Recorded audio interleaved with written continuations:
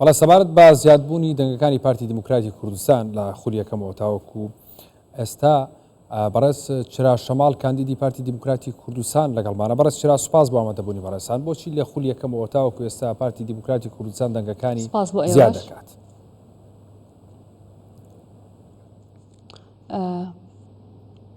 سڵاو بۆ ئێوەش. پارتی دموکراتی کوردستان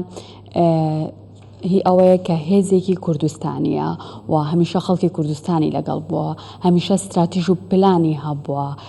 پرۆژەی هەبووە بۆ کۆمەڵانی خەڵکی کوردستان. ئەمە هۆکاری ئەوە بووە کە هەموو ساڵێک هەموو هەڵبژاردنێک پارتی دموکراتی کوردستان سەنگ و قورسایی خۆی هەبێ و هەمیشە سندوقەکانی دەنگدان بە لایەنە سیاسەکانی تری کوردستانی تۆ کە ئەوە پارتی دموکراتی کوردستانە کە هەمیشە بە یەکەمی دەمێنێتەوە و بیستی دەش ئەوەندەی نەماوە نزیکە ئەنجامی هەڵبژاردنەکان پێمان دەڵێت سەرەڕای هەموو پیلانگێڕەکان، سەرەڕای هەموو ئەو دەستێوەردانانی دەکرێت هی پێشوەختە لە دەر ئەنجامەکان. پارتی دموکراتی کوردستان ئەو هێزەیە کە هەمیشە بە یەکەمی دەمێنێتەوە چونکە کۆمەڵانی خەڵکی کوردستانی لەگەڵە. زۆر باشە. پێشبینیەکەن بۆم هەڵبژاردنەش بە هەمان شێوە پارتی دموکراتی کوردستان دەنگەکانی زیاد بکات، بە تایبەتی تۆ لە سنووری سلێمانی لە سلێمانی بە تایبەت. بەدڵنیایی سەرڕای ئەو تەزویرە پێشوەختانەی کە یەکێتی نیشتیمانی کوردستان ئامادەکاری بۆ کردووە، پارتی دموکراتی کوردستان لەسەر ئاستی کوردستان هەر یەکەم دەمێنێتەوانێ و بە پێشبینی من لەسەر ئاستی پارێزگای سلێمانی پارتی دموکراتی کوردستان ژمارەیەکی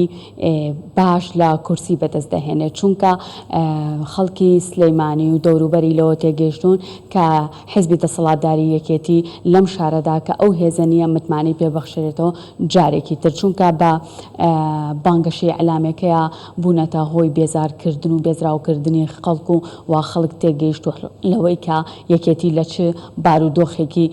خراپدایە. زۆر باشە چراغان، ئەوەی کە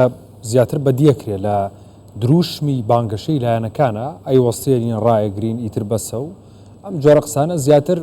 ینی قسەیە بۆ پارتەکانی بەرامبەر، ینی یەکێتی بۆ پارتی لایەنەکانی تر بۆ پارتی، بەڵام ڕووی دروشمەکانی پارتی بۆ خەڵکە. ئەمەش ئەو جیاوازیە دروست ناکە لەوەی کە پارتی زیاتر بۆ خەڵک ڕوویای بۆ خەڵکە و کارکردنی داهاتی بۆ خەڵکە و لایەنەکانی دیکە شەڕی حیزبەی خۆیانەکەن. وەک لە پێشتردا ئاماژەم پێدا لە ساڵی 46ەوە لە دامەزراندنی پارتی دموکراتی کوردستانەوانێ پارتی دموکراتی کوردستان حیزبێکی کوردستانی بۆ هەموو ئامانجی خزمەتکردنی خەڵکی کوردستان بووە. بەڵام ئەگەر بێت و سەیری دروشمی من ناوی نانێم دروش بەڕاستی ئەمانە دروشم نییە، ئەمانە حتا وشەژ نییە، ئەمانەی حیزبی سیاسی نییە، ئەم وشانەی بەکاری دێنین دەیڕوخێنین و کۆتایی پێدەهێنین. بەڕاستی ئەمە تەنها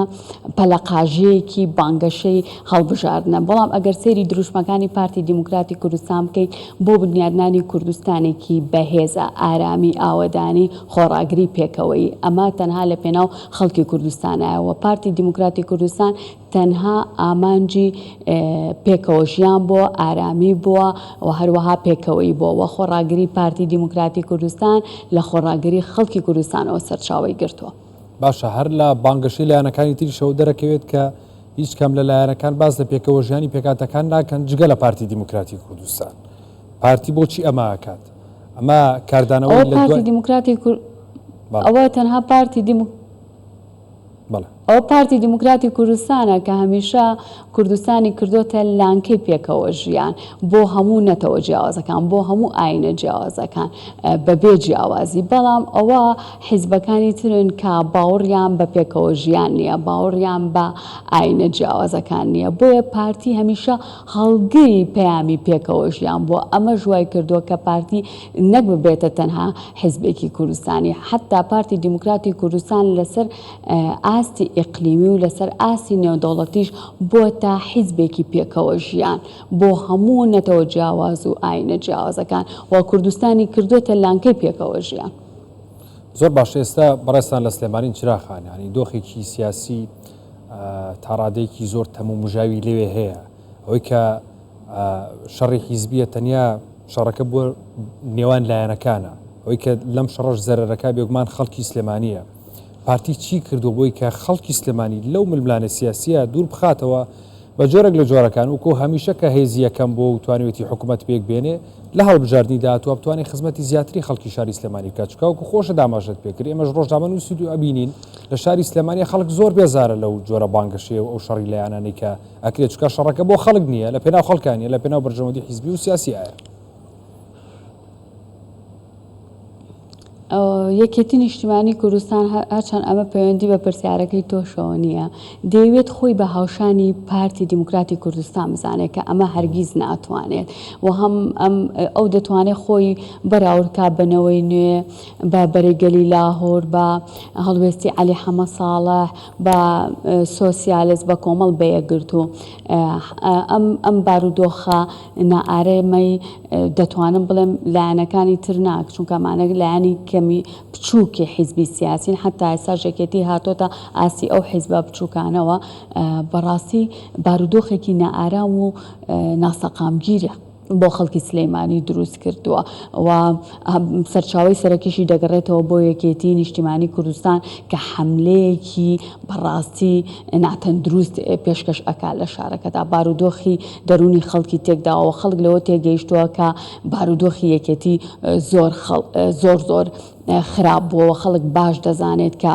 هەرگیز قاز نابێتە باس بۆیە دەبینین لە چەند ئەمە ئەگەڕێنەوە بۆچی لە چەند هەڵبژاردننی ڕابردوودا یەکێتی نیشتیمانی کوردستان بە دەیان فرت و فێڵەوانێ 20% دەنگەکانی هێناوە کە ئەمە پێشموتی کامە پەیوەندی بە پرسیارەکەی تۆ نییە ئەم نائارامی کە ئێستا لە سلێمانیدا دروست بووە سەرچاوەکەی دەگەڕێتەوە بۆ یەکێتی نیشتیمانی کوردستان چونکە دەیەوێت خۆی بخاتە هاوشانی پارتی دیموکراتی کوردستان و هیچ کاتێک و هیچ وەختێک لە شەستەکانەوە هەتاوەکو ئێستا نەدەتوانێت نەبووی دەکرێت ببێتە هاوشانی پارتی دیموکراتی کوردستان و من داوا لە کۆمەڵانی خەڵکی کوردستان دەکەم بە تایبەتی ڕوو دەکەمە خەڵکی شاری سلێمانی خۆشەویست کە دەنگ بە لیستی سەدونەوەی پارتی دیموکراتی کوردستان بدەن تا ئاوەدانی و ئارامی ڕۆیان تێبکە تاوەکو خزمەت گوزاریان پێشکەش بکرێت و لەو بارودۆخە ناسەقامگیریەی کە چەند وەختە سەرانی یەکێتی بۆ شارەکەیان دروست کردووە چونکە من بۆ زیاتر باسی یەکێتی نیشتیمانی یەکەم لەبەرێوانی ئەوان حیزبی باڵادەستن لە ناو سلێمانیدا ئەم جارە دەنگ نەدەنەوە بەم حیزبە دەنگ بدەن بە لیستی سەدونەوەی پارتی دیموکراتی کوردستان بۆ ئەوەی خەڵکی سلێمانیش وەکو خەڵکی شارەکانی تری کوردستان خزمەت گوزاریان پێشکەش بکرێت و هەست بە ئارامی و ئاوەدانی بکەن. بەڕێز چرا شەماڵ کاندیدی پارتی دیموکراتی کوردستان لە سلێمانیەوە لەگەڵ ما بووی سوپاس بۆ ئامادەبوونی بەڕێستان بەخێر بێت.